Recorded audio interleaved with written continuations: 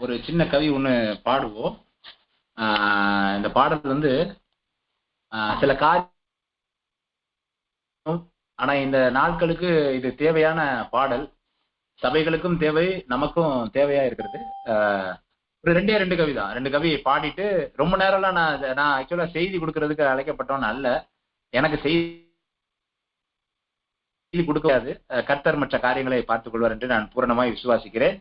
இப்போது கூட அந்த பாடலை நாம் பாடுவோம். கேளுங்கள்.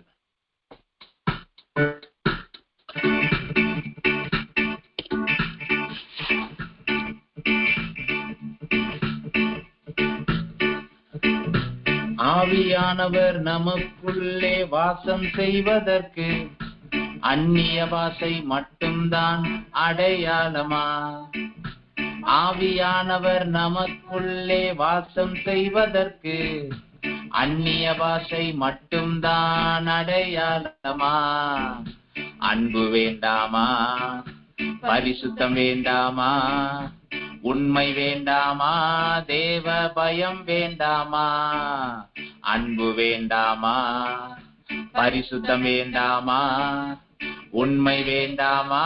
தேவ பயம் வேண்டாமா? திருச்சபையே, மணவாட்டியே, இயேசு வருகிறார், நீ ஆயத்தமா? திருச்சபையே, மணவாட்டியே, இயேசு வருகிறார், நீ ஆயத்தமா?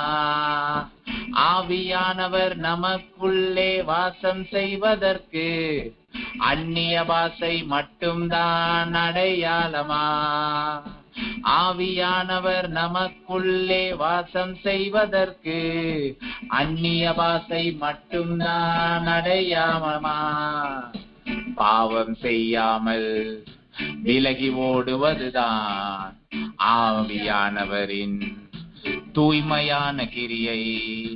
பாவம் செய்யாமல் விலகி ஓடுவதுதான் ஆவியானவரின் தூய்மையான கிரியை. திருச்சபையே, மணவாட்டியே, இயேசு வருகிறார், நீ ஆயத்தமா? திருச்சபையே, மணவாட்டியே, இயேசு வருகிறார், நீ ஆயத்தமா? நாம் தலைகளை தாழ்த்தி ஜெபிக்கலாம். ஆண்டவர் நம்மோடு பேசும்படியாக ஜெபிக்கலாம். வல்ல பிதாவே, உம்மை நன்றியோடு துதிக்கிறோம். உம்முடைய வார்த்தைகள் ஆம் என்றும் ஆமேன் என்றும் இருக்கிறது. ஆண்டவரே, உம்முடைய வார்த்தையினாலே இந்த உலகத்தை நீர் சிருஷ்டித்தீர். உம்முடைய வார்த்தை ஆண்டவரே சகல பிரஸ்தாபத்தை பார்க்கிலும் உம்முடைய வார்த்தையை நீர் மகிமைப்படுத்தி இருக்கிறீர். ஆண்டவரே, உம்முடைய வார்த்தை மாமிசமாகி இயேசுவாக வெளிப்பட்டார் என்று நாங்கள் வேதத்தில் வாசிக்கிறோம். ஆண்டவரே, எங்களை நியாயம் தீர்க்க போகிறதும் வானமும் பூமியும் ஒளிந்து போனாலும் ஆண்டவரே இந்த வார்த்தை ஒளிந்து போவதில்லை என்று நீங்க சொல்லி இருக்கிறீங்க. அதற்காக நன்றி செலுத்துகிறோம். அந்த வார்த்தைகளை நாங்கள் தியானிக்கிறோம். ஆண்டவரே, தேவ செய்தியாக யார் யாருக்கெல்லாம் செல்லணுமோ அதை நீங்க பொறுப்படுத்திக் கொள்ளுங்க. நாங்க ஜெபிக்கிறோம். ஆண்டவரே, நீங்க பெரிய காரியங்களை செய்யுங்க. எங்களோடு அசைவாடுங்க. ஒவ்வொருத்தருடைய இருதயத்திலும் பேசுங்க. இயேசுவின் மூலியமாக ஜெபம் கேளும் நல்ல பிதாவே. ஆமேன், ஆமேன். ஹல்லேலூயா. நாம் ஒரு வசனத்தை இன்றைக்கு தியானிப்போம். நீங்கள் எடுத்துக்கொள்ளலாம். ரோமர் 8வது அதிகாரம் 29வது வசனத்தை நீங்கள் எடுத்துக்கொள்ளலாம். வேதம் இருக்கிறவர்கள் ரோமர் 8வது அதிகாரம் 29வது வசனம் இவ்வாறாக சொல்கிறது. நான் வாசிக்கிறேன். கவனமாக கேட்கும்படியாக உங்களை கேட்டுக்கொள்கிறேன். 29வது வசனம், 28ல 29வது வசனம், தம்முடைய குமாரன் அநேக சகோதரருக்குள்ளே முதற் பேரானவராய் இருக்கும் பொருட்டு, அது வரைக்கும் ஓகே. அடுத்தாப்புல போட்டிருக்கு, தேவன் எவர்களை முன்னறிந்தாரோ அவர்களை தமது குமாரனுடைய சாயலுக்கு ஒப்பாய் இருப்பதற்கு முன்குறித்திருக்கிறார். மறுபடியும் நான் சொல்லுகிறேன். தேவன் எவர்களை முன்னறிந்தாரோ அவர்களை தமது குமாரனுடைய சாயலுக்கு, தமது குமாரனுடைய சாயலுக்கு ஒப்பாயிருப்பதற்கு முன் குறித்திருக்கிறார். அப்ப நம்மை குறித்ததற்கான ஒரு காரணம் என்னவென்றால், அவருடைய குமாரனுடைய சாயலுக்கு நாம் ஒப்பாக மாற வேண்டும் என்பதை தேவன் விரும்புகிறார் என்பதைத்தான் அது காட்டுகிறது. இன்றைக்கும் ஒரு உபவாச நாள். பிரதர், உபவாச நாள்ல இப்படி ஒரு நீங்க செய்தி இது பண்ணணுமா அப்படின்றது எனக்கு தெரியல. பட் ஆனா ஆண்டவர் சொன்ன இந்த வார்த்தைகளை வார்த்தைச்சு தான் நான் பேசுறேன். ஒருவேளை நான் பேசுகிறதுல ஏதாவது தவறுகள் இருந்துச்சுன்னா நீங்க மன்னிக்கணும், தயவா மன்னிக்கணும். ஏனென்றால் இன்றைக்கு உள்ள சூழ்நிலைகள்ல இயேசுவினுடைய வல்லமையை குறித்து பேசுகிறதற்கு அநேகர் உண்டு. இயேசுவினுடைய வல்லமையை குறித்து, அவர் காற்றை அடக்கினார், அவர் கடலை பார்த்து இறையாதே என்று சொன்னார், அவர் உயிர்த்தெழுந்து அநேக அற்புதங்களை அதிசயங்களை செய்தார், அப்படிலாம் சொல்றது வல்லமையை குறித்தாக பேசுகிறதற்கு அநேகர் உண்டு. இயேசுவின் வாழ்க்கையை குறித்து பேசுவதற்கு கொஞ்சம் கம்மி ஆட்கள் கம்மி தான். நான் இன்றைக்கு பேச போகிறது இயேசுடைய வாழ்க்கையை குறித்து தான் பேச போகிறேன். இங்கே கொடுக்கப்பட்டிருக்கிற வசனமும் அந்த சாயலை நம்ம மனுஷனா இருக்கும் போது அதை செய்யணுன்றதுக்காகத்தான் போட்டிருக்கு. தேவன் எவர்களை முன்னறிந்தாரோ அவர்களை தமது குமாரனுடைய சாயலுக்கு ஒப்பாய் இருப்பதற்கு முன் குறித்திருக்கிறார். அதுக்காகத்தான் முன் குறித்திருக்கிறார்னு சொல்லியிருக்கிறாரு. அதுக்கப்புறம் போட்டிருக்க முன் குறித்தவரை அழைத்தும் இருக்கிறார், அழைத்திருக்கிறவர் மகிமைப்படுத்தி இருக்கிறார், நீதிமான்கள் ஆக்கி இருக்கிறார், அதுக்கப்புறம் மகிமையும் படுத்த போறாருன்னு வச்சுக்கோங்களேன். இப்போதுக்குள்ள அழைத்து இருக்கிறார், நம்மளை முன்குறித்திருக்கிறார். அவருடைய சாயலுக்கு ஒப்பா நம்ம இருக்கிறோமா அப்படின்றதுதான் இப்போ கேள்வி. அவருடைய சாயல் என்ன சாயல் அப்படின்றத அநேக காரியங்களை கொண்டு பேசலாம். அது பேசணும்னா நமக்கு ஒரு நாள் முழுக்க போதாது. ஏன்னா இயேசுவை குறித்து யோவான் சொல்லும் போல சொல்லுகிறான், அவரை பத்தி எழுதணும்னா புஸ்தகமே காணாது அப்படிங்க. எவ்வளவோ எழுதிக்கிட்டே போகலாம், உலகமே கொள்ளாதுன்னு சொல்ற காரியங்களை நாம் பார்க்கிறோம். அதனால இயேசுவினுடைய வாழ்க்கையை குறித்தான சில காரியங்களை பார்க்கலாம். முதலாவது அவருடைய எளிமையை குறித்து பார்க்கலாம். நான் ரொம்ப நேரம் பேச போறது இல்லை. எனக்கு அதான் சொல்ற முதல்ல என்ன சொன்ன, எனக்கு அந்த அளவுக்கு நிறைய நேரம் பேச தெரியாது. ஒரு 15-20 நிமிடம் பேசுவேன்னு நினைக்கிறேன். 20-25 நிமிஷம் கூட பேசலாம், அவ்வளவுதான் பேச போறேன். ஆனா நீங்கள் கவனித்து கேட்டீர்களானால் உங்களுக்கு உண்மை என்பது விளங்கும்.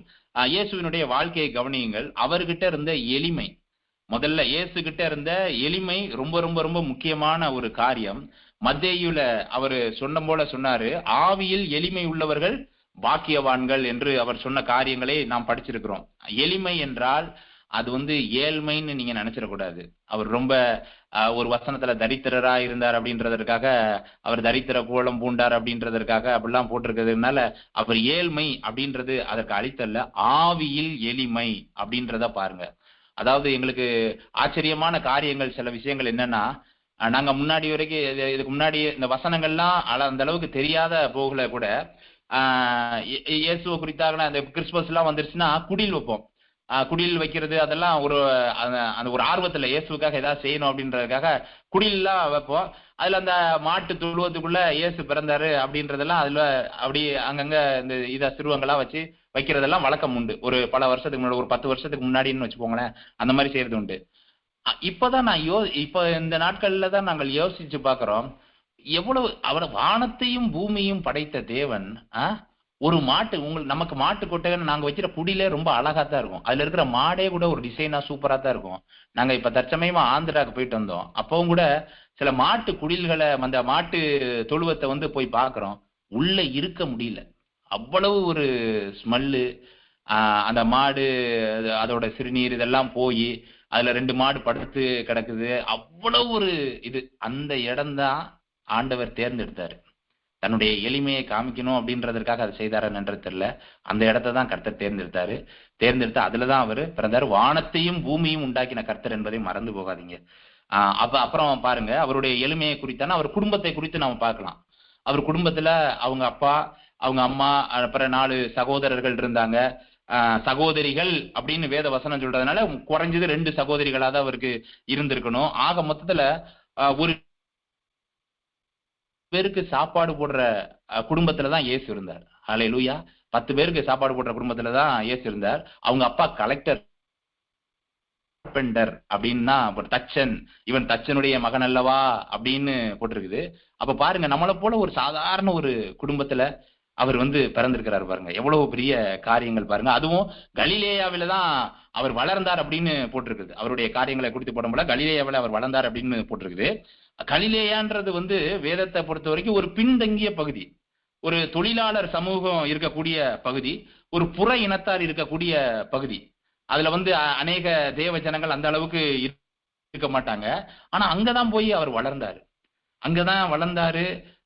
நீங்க கலிலேயா குறித்த அநேக காரியங்களை பார்க்கலாம். வேதத்துல நீங்க ஆராய்ந்து பாத்தீங்கன்னா அந்த கலிலேயா குறித்த காரியம், அதுல முக்கியமான சில காரியம் என்னன்னா, அந்த நாத்தான் எல்லாம் பேசும் போல பாத்தீங்கன்னா சொல்லுவாரு, நாசரேத்து ஊர்ல இருந்து ஏதாவது நன்மை வந்துருமா அப்படின்னு சொல்லி சொல்ற காரியங்கள். அதனால கலிலேயா அவ்வளவு ஒதுக்கப்பட்ட இடம்.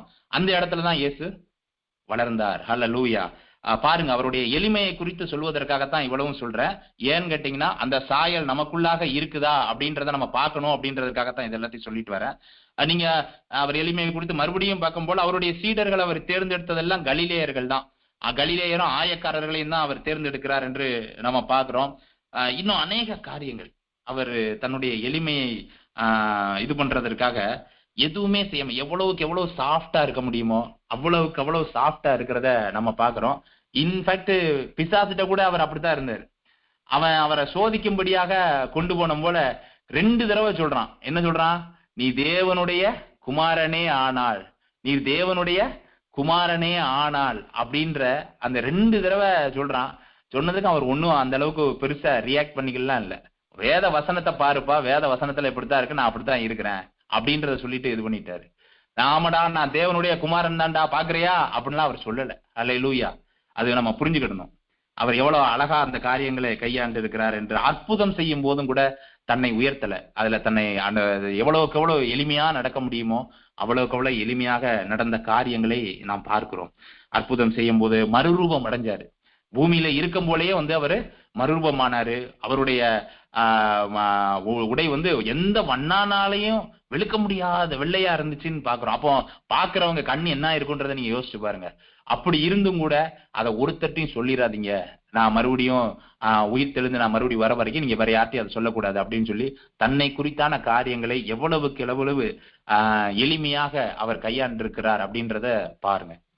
நீங்க இப்ப எளிமை அப்படின்ற வார்த்தையை குறித்து கேட்கும்போது எல்லாத்துக்கும் தெரியும் எளிமைன்னா எவ்வளவு ஒரு எளிமை தானங்க அப்படின்னு நீங்க ஈஸியா சொல்லிடலாம்.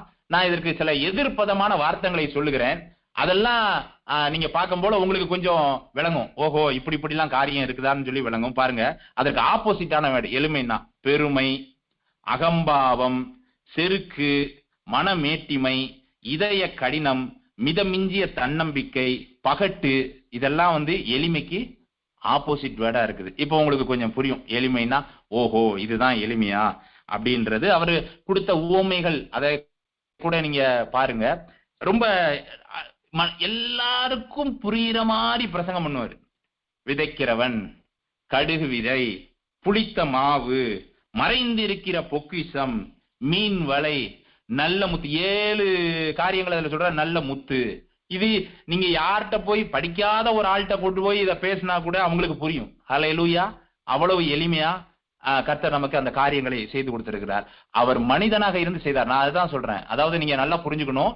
மத்தேயு, மார்க்கு, லூக்கா அவருடைய மனிதத்துவத்தை தான் உணர்த்துகிறார்கள். யோவான் சுவிசேஷம் 1 தான் அவருடைய தெய்வீக குணத்தை உணர்த்துகிறது. மத்த 3 மத்தேயுல அவர் என்ன சொன்னார் என்பதை மத்தேயு எழுதி வைத்திருக்கிறார். மார்க்கு அவர் என்ன செய்தார், அவர் ஒரு ஊழியக்காரர் என்பதை மார்க்கு அழுத்தம் திருத்தமாக சொல்லி இருக்கிறார். லூக்கா அவர் என்ன உணர்ந்தார் என்பதை நமக்கு சொல்லி இருக்கிறார்.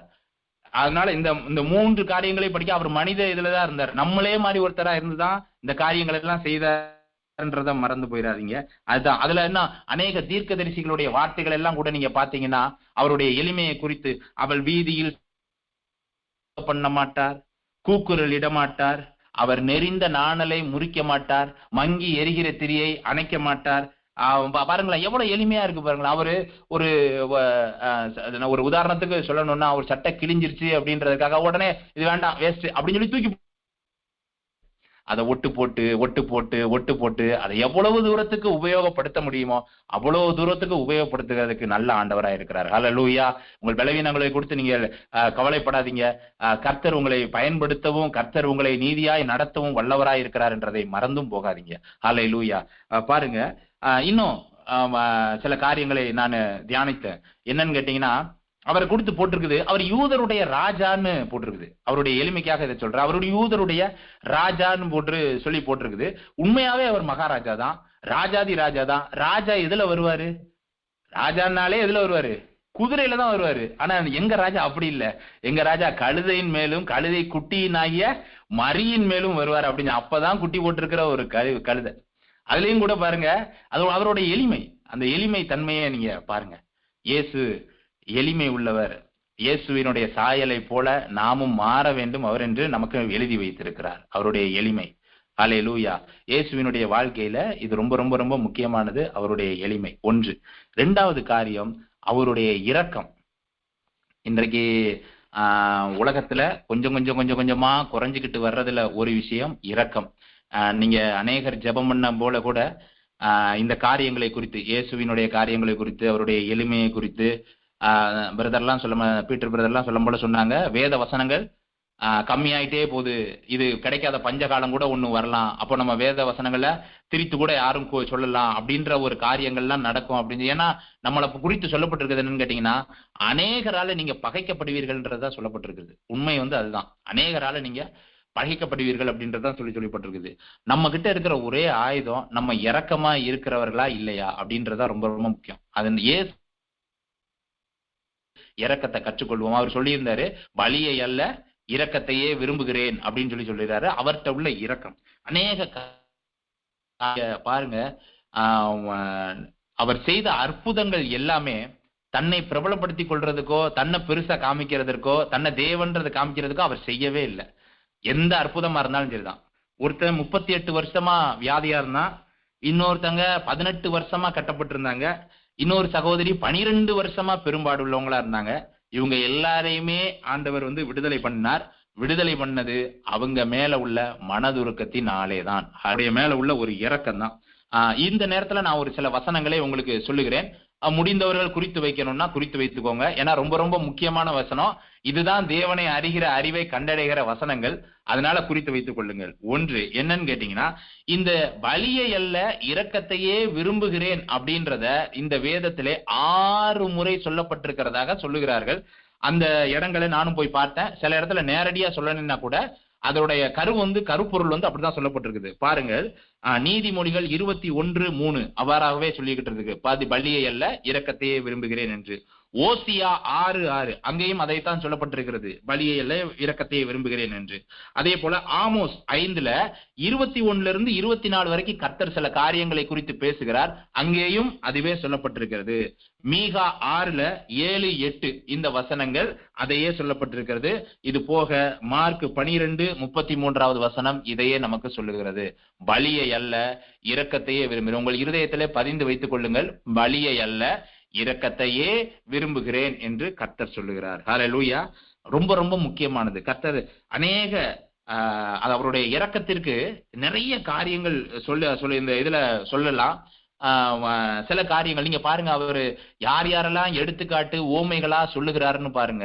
ரொம்ப ரொம்ப ரொம்ப எளிமையான ஆட்களை அவருடைய இரக்கம் தெரியணும் அப்படின்றதுக்காக. ஏன்னு கேட்டீங்கன்னா, எளிமைன்றது நமக்குள்ளது, இறக்கம்ன்றது நம்ம மற்றவங்க மேல இன்னொரு ஆள் தேவை இருக்கு. அதற்கு இறக்கம்ன்றதுக்கு இன்னொரு ஆள் தேவை இருக்குது. அப்போ அந்த ஓமைகளை கூட அவர் சொல்லும் போல, இந்த 4 சுவிசேஷத்துல 40 ஓமைகளை இயேசு சொல்லி இருக்கிறார். அதுல ஒரே ஒருத்தரோட பேர் மட்டும்தான் அந்த ஓமைகள்ல சொல்லப்பட்டிருக்குது. என்ன, யாரோடைய பேர் தெரியுமா? லாசருன்னு ஒரே ஒரு மனுஷனோட பேர் மட்டும்தான் ஓமைகள்ல சொல்லப்பட்டிருக்குது. அந்த ஐஸ்வர்யவானு கூட ஐஸ்வர்யவான் தான் சொல்லிக்கிறார், யாருன்னு சொல்லல. அப்ப லாசருன்னு தேவன் ஒருத்தனுடைய பேரை சொன்னார்னா அவன் இருந்திருக்கிறான்றதுதான் அர்த்தம். ஹல்லேலூயா. அதனால அதை விளங்கி கொள்ளுங்க. அது ஓமைகளாக சொல்லப்பட்டிருக்கிறது. ஏன்னா அது புறம் பாத்தீங்கன்னா 2 காசு போட்ட அந்த விதவை, நல்ல சமாரியன் கதை, இதெல்லாம் இரக்கத்திற்கு ஒரு பெரிய எடுத்துக்காட்டாக ஆண்டவர் சொல்லுகிறார். நல்ல சமாரியன் கதைகள் நம்ம அநேக காரியங்களை படித்திருந்தாலும் கற்றுக்கொண்டாலும் கூட இரக்கம் அதுல இருக்கிறது என்னது? மெயினான தீம் இரக்கம் தான் அதுல இதா இருக்குது, மெயினா இருக்குது.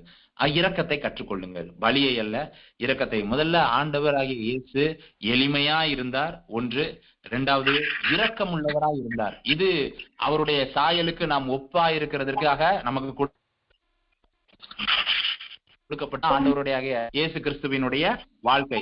மூன்றாவது காரியம் அவருடைய வேட்கை, அவருடைய வாஞ்சை, அவருடைய அந்த விஷயங்கள் தான் ரொம்ப ரொம்ப முக்கியமானது. அவருடைய வேட்கை, அவருடைய வாஞ்சை எப்படி இருந்துச்சு அப்படின்றத பாருங்க. அநேக காரியங்கள்ல அவர் வாஞ்சையா இருக்கிறத அவருடைய சின்ன வயசுல இருந்து கூட நம்ம எடுத்துக்கிடலாம். என்னன்னு கேட்டீங்கன்னா, 12 வயசுலயே அவங்க அப்பா அம்மா தேவாலயத்திலேயே விட்டுட்டு போன அந்த காரியங்கள்லாம் நடக்கும் போல, அவர் தேவ ஆலயத்துல போய் அவங்களோட தர்க்கம் பண்ணி எல்லாம் செஞ்சுட்டாலும் மறுபடியும் அப்பா அம்மா கூப்பிடுறாங்க. அப்ப என்னுடைய பிதாவினுடைய காரியத்துல இருக்கணும்னு உங்களுக்கு தெரியாதா அப்படின்றத அங்கனக்குள்ள கேட்கிறாரு. அவருக்கு இருக்கிற அந்த ஒரு விருப்பம், ஆலயத்தை குறித்தான விருப்பம். அது மாத்திரம் இல்ல, அப்புறம் பெருசானதுக்கு அப்புறம் அவர் அங்க வந்து எல்லாரையும், அங்க விற்கிறவர்களையும் கொள்ளுகிறவர்களையும் கண்டு அவர்களை அடித்து விரட்டின காரியங்கள் எல்லாத்தையும் நம்ம பாக்குறோம் இல்லையா? அவருக்கு இருந்த அந்த அதை அங்கனக்குள்ள போட்டிருக்கு, என்னுடைய அந்த வீடு சகல ஜனங்களுக்கும் ஜெப வீடு, அதை நீங்கள் கள்ளர் குகையாக்கினீர்களே அப்படின்றத போட்டுட்டு, தீர்க்கதரிசியினால் உரைக்கப்பட்டது நிறைவேறும்படி அப்படி நடந்தது. எதனாலன்னா, என்னுடைய வீட்டை குறித்தான பக்தி வைராக்கியம் அப்படின்ற ஒரு காரியம் அது இயேசுக்குள்ளாக இருந்தது. அந்த பக்தி வைராக்கியம், அந்த வேட்கை, அந்த வாஞ்சை அவருக்குள்ளாக இருந்தது. அப்புறம் அவருடைய வாஞ்சை எதிலெல்லாம் வெளிப்பட்டதுன்னா, ஜெபம் காரியத்துல ஆண்டவருடைய வாஞ்சை வெளிப்பட்டது. என்னன்னு கேட்டீங்கன்னா, அவர் தனித்து போய் ஜெபம் பண்ண முதல்ல அவர் ஜெபம் பண்ணதே இங்க போட்டிருக்கு. எங்க போட்டிருக்குது அப்படின்னு சொல்லி கேட்டீங்கன்னா, அவர் எப்ப ஞானஸ்தானம் எடுத்து மேல வந்தாரோ அப்ப ஞானஸ்தானம் எடுத்த உடனே அவர் ஜெபம் பண்ணுகையில் அப்படின்றது அடுத்த வசனம் போட்டிருக்குது. அங்க இருந்தே ஆரம்பிச்சிட்டாரு ஜெபத்தை. அப்ப அவருடைய ஜெப காரியங்களை பாருங்க, தனித்து போய் ஜெபம் பண்ணார், மற்றவர்களுக்கு ஜெபிக்க சொல்லி கொடுத்தார். வாஞ்சை, அந்த ஒரு விருப்பம். மற்றவர்களை துரிதப்படுத்தி இவர் தனித்திருக்கும்படி, பிதாவோடு தனித்திருக்கும்படி யோவானை கொண்டு போட்டாங்க, தனித்திருக்கும்படி இடம் தேடுறாரு.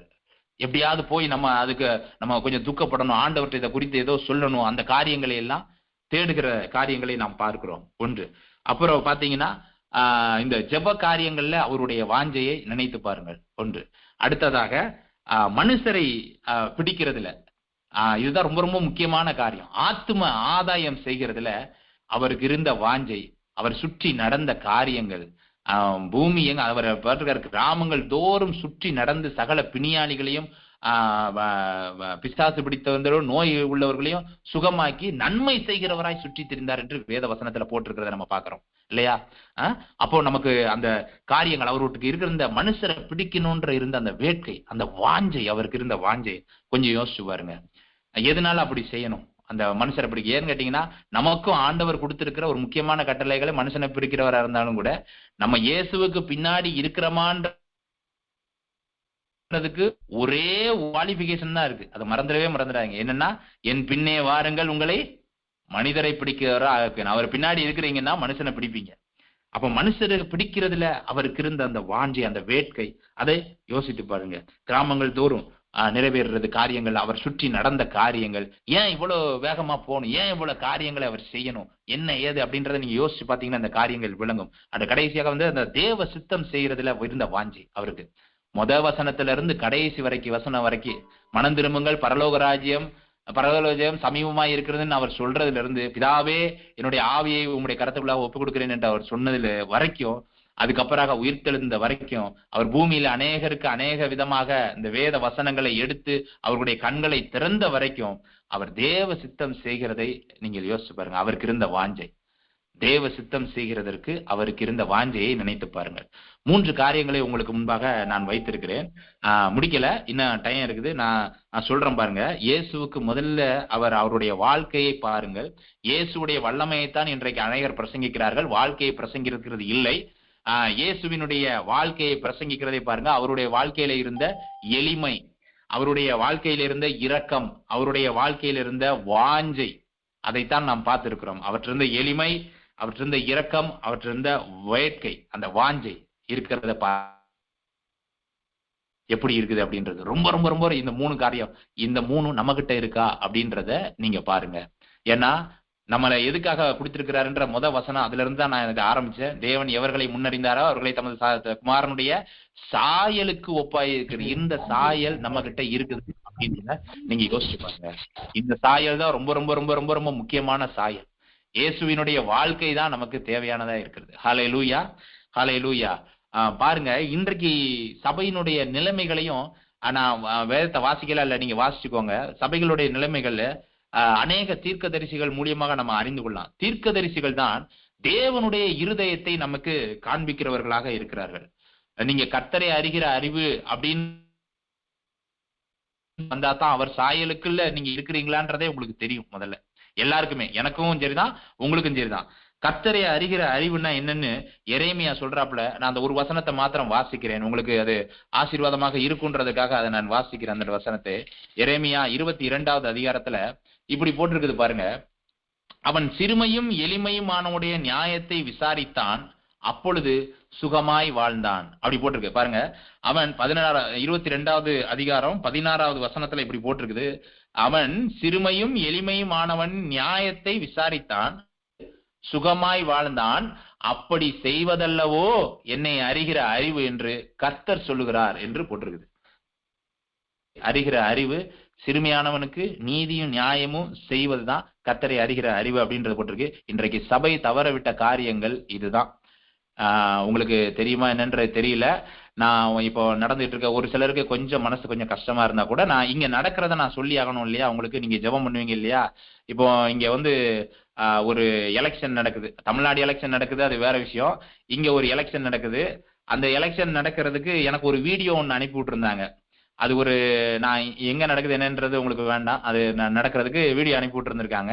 அந்த வீடியோல சொல்றாங்க, எங்களுக்கு ஓட்டு போட்டுருங்க, கிறிஸ்தவர்கள் தான், எங்களுக்கு ஓட்டு போட்டுருங்க, நாங்க உங்களுக்கு ஆக்டிவா ஸ்கூட்டர் கொடுக்குறோம், கார் கொடுக்குறோம் அப்படின்னு சொல்லி போட்டு இந்த காரியங்கள் எல்லாம் இங்க நடந்து கொண்டு இருக்கிறத நான் உங்களுக்கு தெரியப்படுத்துறேன். ஜெபம் பண்ணி கொள்ளுங்கள். இதற்காக நடந்திருக்கு. இது எல்லாத்துக்கும் வீடியோ போயிடுச்சு, உங்களுக்கும் மேபி வந்திருந்திருக்கலாம்.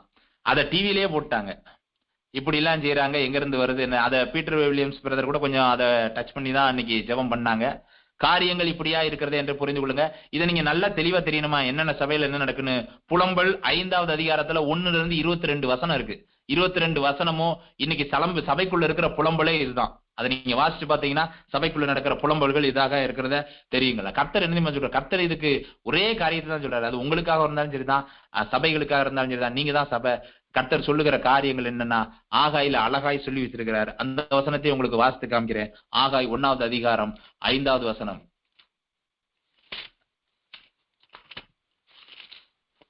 இப்படி சொல்றாரு பாருங்க. இப்பொழுதும் சேனைகளின் கர்த்தர் சொல்லுகிறார், உங்கள் வழிகளை சிந்தித்து பாருங்கள். 5 தடவை சொல்றாரு இந்த அதிகாரத்துல பாருங்க. 5 தடவை சொல்றாரு. என்ன சொல்றாரு? இப்பொழுது சேனைகளின் கர்த்தர் சொல்லுகிறார், உங்கள் வழிகளை சிந்தித்து பாருங்கள். 7வது வசனத்துல சொல்றாரு, உங்கள் வழிகளை சிந்தித்து பாருங்கள்.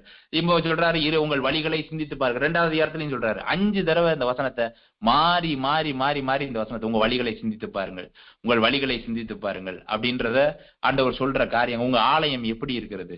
இதுல ஆலயத்தை குறித்து ஆகாய் தீர்க்கதரிசியே அந்த நாட்கள்ல கர்த்தருடைய ஆலயம், ஆலயம்ன்றது நம்ம தான், நம்ம பாலை கிடைக்கிறோன்றதான் அங்க கர்த்தர் சொல்றாரு. ஆலயத்தை கட்டுங்கள், அதன் பேரில் நான் பிரியமா இருக்கிறேன்னு சொல்றது ஆலயம்ன்றது இந்த ஆலயத்தை தான் சொல்றாரு அவரு. நீங்கள் அது அநேக காரியங்களை குறித்து இதெல்லாம் பேசலாம், அதெல்லாம் பேசுறதுக்கு இல்ல. இந்த வசனங்களை குறித்து மாத்திரம்தான் உங்க இடத்துல பேச சொல்லி எனக்கு உத்தரவு. அதனால இந்த காரியங்களை மாத்திரம் பாருங்க, திரும்புங்கள், அவரிடத்துல திரும்புங்கள்னு சொல்லி சொல்றாரு. அவரை போல ஒரு அன்புள்ள தேவன் இந்த உலகத்துல இல்ல, வேற எங்கேயுமே நம்ம பார்க்க முடியாது. அவ்வளவு அன்பு நம்ம மேல. நம்ம கர்த்தரிடத்துல மாத்திரம் திரும்பினா போதும். நம்ம செய்கிற காரியம் அவர் சாயலுக்கு நம்ம ஒப்பா மாறுறதுக்கு எவ்வளவுக்கு எவ்வளவு ஒவ்வொரு நாளும் முயற்சி பண்ண முடியுமோ அவ்வளவுக்கு அவ்வளவு நம்ம முயற்சி பண்ண வேண்டியதா இருக்கிறது. அவருடைய வல்லமையை பார்க்காதீர்கள். வல்லமை அவரிடத்துல உண்டு, நிறைய உண்டு, ஏகப்பட்ட அந்த வல்லமைகளை குறித்து நிறைய பேர் பேசுறாங்க. நிறைய வல்லமைகள் அவர் காற்று இது பண்ணாரு, வச்சார், எல்லாமே பேசினாங்க. எல்லா வல்லமைகளும் அற்புதங்களும் ஜனங்கள் மேல உள்ள பரிதவிப்புனாலதான் இயேசு செஞ்சார். அவருங்க மேல உள்ள மனதுருக்கத்துலதான் செஞ்சார். அதனால நீங்க இயேசுடைய வாழ்க்கையை பாருங்க. அவர் எவ்வளவு எளிமையா வாழ்ந்தார், எவ்வளவு இரக்கத்தோடு வாழ்ந்தார், எவ்வளவு வேட்கையா. இந்த சாயலுக்கு தான் நம்ம ஒப்பாக அழைக்கப்பட்டு இருக்கிறோம். அது மாத்திரம் இல்ல, அவரிடத்துல திரும்புங்கள். நான் இன்றைக்கு இந்த நாட்களிலும் கூட அதிகமாக வாசித்த ஒரு தீர்க்க தரிசன புஸ்தகம் ஓசியா. அதுல இருந்து உங்களுக்கு ஒரு சில வார்த்தைகளை நான் சொல்லி நான் முடிக்க விரும்புகிறேன். ஓசியா தீர்க்கதரிசியின் புஸ்தகத்துல எடுத்து பாருங்க. அதுல மனம் திரும்புகிறதற்கு கர்த்தர் கொடுக்கிற அநேக காரியங்கள், அநேக ஆசீர்வாதங்களை பாருங்க. ஒரு தகப்பன் ஒரு பிள்ளைய கொஞ்சினா எப்படி கொஞ்சுவாரு, அப்படி கொஞ்சுறாரு. எனக்கு அந்த நேரத்துல உணர்த்தப்பட்டது அதுதான். எப்படி எப்படிலாம் கொஞ்ச முடியுமோ அப்படி எப்படிலாம் அவர் கொஞ்சின காரியங்களை நாம் பார்க்கிறோம். பாருங்க, ஓசியா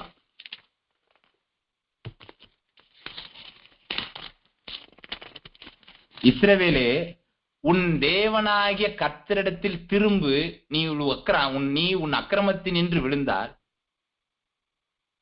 வார்த்தைகளை கொண்டு கர்த்தரிடத்தில் திரும்புங்கள் என்று சொல்றாரு. அந்த இடத்துல 14வது அதிகாரத்துல 2வது வசனம், வார்த்தைகளை கொண்டு கர்த்தரிடத்திலே திரும்புங்கள், அவரை நோக்கி, தேவரீர் எல்லா அக்கிரமத்தையும் நீக்கி எங்களை தயவாய் அங்கீகரித்தரலும், அப்பொழுது நாங்கள் உங்கள் உதடுகளின் காலையை செலுத்துவோம்னு சொல்லி அங்க ஓசியா அது சொல்ற இங்க தேவன் சொல்ல ஒரே ஒரு முக்கியமான காரியம், உன் தேவனாகிய கர்த்தரிடத்தில் திரும்பு, வார்த்தைகளை கொண்டு திரும்பு அவரிடத்துல அப்படின்னு. அதுக்கப்புறம் தான் அந்த ஆசீர்வாதங்களை அவர் சொல்றாரு. என்ன சொல்றாரு? நான் இஸ்ரவேலுக்கு பனியை போல இருப்பேன், அவன் லீலி புஷ்பத்தை போல மலருவான், லெபனோனை போல வேரூன்றி நிற்பான், அவன் கிளைகள் ஓங்கி படரும், அவன் அலங்கார ஒலிவ மரத்தினுடைய அலங்காரத்தை போல அவனுடைய வாசனை லெபனோனுடைய வாசனையை போல இருக்கும், அவன் நிழலில் குடியிருக்கிறவர்கள் திரும்புவார்கள், தானியல் விளைச்சலை போல அவன் செழித்து திராட்சை செடிகளை போல படருவார்கள். அப்படிலாம் இது என்ன அர்த்தம்னு கேட்டீங்கன்னா, உங்களுக்கு நீங்க படிக்கும் போல ஏதோ ஆசீர்வாதமான வசனங்களா இருக்கு பிரதர் அப்படின்னு தான் நீங்க நினைப்பீங்க. அப்படி இல்ல. உங்க அப்பா உங்களை கொஞ்சுறாரு.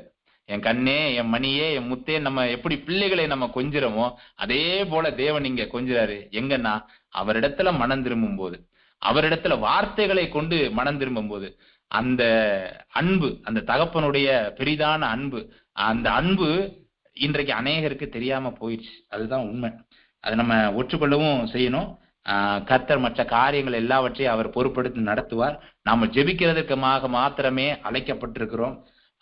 ஜெபிப்போம், தொடர்ந்து தேவ சமூகத்திலே விழுந்து கிடப்போம். தேவன் மற்ற காரியங்களை எல்லாவற்றையும், நம்மளுடைய அக்கிரமங்களையும் நீக்கி, நம்மளுடைய பாவங்களை நீக்கி, நம்மளை அவருடைய சாயலுக்கு ஒப்பாக மாற்றுவதற்கு அவர் உண்மையும் நீதியும் உள்ளவராய் இருக்கிறார். அதுல எந்த மாற்றம் கிடையாது. கர்த்தரை அறிகிற அறிவை உணர்ந்து கொள்ளுங்கள். ஒவ்வொரு நாளும் இந்த எளிமையில, அவருடைய இரக்கத்துல, வேட்கையில நீங்க வளர்ந்து பெருகணும்னு நாங்க ஜெபிக்கிறேன். அவருடைய சாயலுக்கு நாம் ஒப்பாகணும். நம்ம இன்றைய நாள்ல சபைகள்ல விட்டு போன காரியங்கள் எல்லாவற்றையும் திரும்ப கட்டி எழுப்பணும். அதற்கு நாம் ஜெபிப்போம். எங்களை தாழ்த்துகிறோம். இதற்காக நான் ஜெபிக்கிறேன். ஒரு சின்ன ஜெபம் பண்ணி முடிச்சிடலாம் அப்படின்னு சொல்லி பாக்குறேன். வானாதி வானங்கள் கொள்ளாத தேவனே, ஆண்டவரே, எங்களுக்காக எளிமையான ஆண்டவரே, வானத்தையும் பூமியையும் படைத்தவர், மனுஷனுக்கு பரிசுத்தத்தை கொடுப்பதற்காக ஆண்டவரே வானத்தை விட்டு இறங்கி ஆண்டவரே அற்பமான இந்த மனுஷனுக்காக ஆண்டவரே நீர் எல்லா பாடுகளையும் ஏற்றுக்கொண்டு ஆண்டவரே துக்கங்களை சுமந்து ஆண்டவரே எங்களை நீதி உள்ளவர்களாக மாற்றி இருக்கிறீர். அதற்காக நாங்கள் நன்றி செலுத்துகிறோம். தொடர்ந்து உம்முடைய அடிச்சுவடுகளை ஆண்டவரை நாங்கள் பற்றி பிடித்து வர, உம்முடைய சாயலுக்கு ஒப்பாக நாங்கள் ஆண்டவரை மாற எங்களுக்கு உதவி செய்யும்படியாக நாங்கள் ஜெபிக்கிறோம். ஆண்டவரே, கேட்ட வார்த்தைகள் ஆண்டவரே ஒவ்வொருடைய இருதயத்திலும் ஆண்டவரை பேசி இருக்கும் என்று பூரணமாய் நான் விசுவாசிக்கிறேன். ஆண்டவரே, அவர்களுக்குரிய ஆண்டவரே சகல காரியங்களையும் கர்த்தர் பொறுப்படுத்திக் கொள்ளுங்க. எந்த காரியமா இருந்தாலும் சரிதான், மோசே சொன்ன அதே வார்த்தைகளை நாங்களும் சொல்றோம்ப்பா. ஆண்டவரே, உங்க சமூகம் எங்களுக்கு வேணும். ஆண்டவரே, என்ன உங்க சமூகம் வேண்டும். நீங்க எங்க கூட இருந்தா தான் நாங்க விசேஷித்தவர்கள் என்று வேத வசனம் சொல்கிறது. நீங்க எங்க கூட இருங்கன்னு நாங்க ஜெபிக்கிறோம்.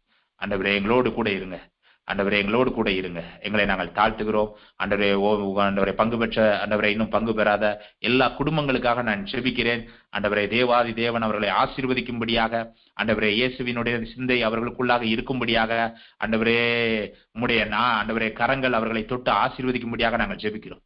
ஆண்டவரை விடுதலை அடையாத பகுதிகள் விடுதலை அடைவதாக. ஆண்டவரை கட்டுகள்ல இருக்கிறவர்களுக்கு கட்டுகள் ஆண்டவரை விடுதலை அடையட்டும் நான் ஜெபிக்கிறேன். ஆண்டவரே, அவர்கள் ஆண்டவரை பிரச்சனைகள், போராட்டங்கள் எல்லாவற்றையும் நீங்க மாற்றி போடுங்க என்று நாங்கள் ஜெபிக்கிறோம். ஆண்டவரே, ஆண்டவரே ஒரு நிமிஷம் உங்களுக்கு போதும் எல்லா காரியங்களையும் மாற்ற. ஆண்டவரே, நீர் போதுமானவரா இருக்க. நீங்க செய்ய நினைத்தது ஒரு நாளைக்கும் ஒருபோதும் தடைபடாது. ஆண்டவரே, இவர்களை மனதார நாங்கள் ஆசீர்வதிக்கிறோம். ஒவ்வொரு தூரத்தையும் ஆசீர்வதிக்கிறோம். களுக்குள்ளே ஆண்டவரே சமாதானமும் உன் அலங்கத்திற்குள்ளே சுகமும் உண்டாவதாக என்று சொல்லி நாங்கள் ஆசீர்வதிக்கிறோம்பா. எங்களை தாழ்த்துகிறோம், உங்க நாமத்தை உயர்த்துகிறோம். வானோர் பூதலத்தோர் பூமியின் கீழானோர் முழங்கால்கள் எல்லாம் முடங்கும்படியான இயேசு கிறிஸ்துவின் மூலியமாக ஜெபிக்கிறோம். எங்கள் ஜெபம் கேளும் நல்ல பிதாவே, ஆமென்.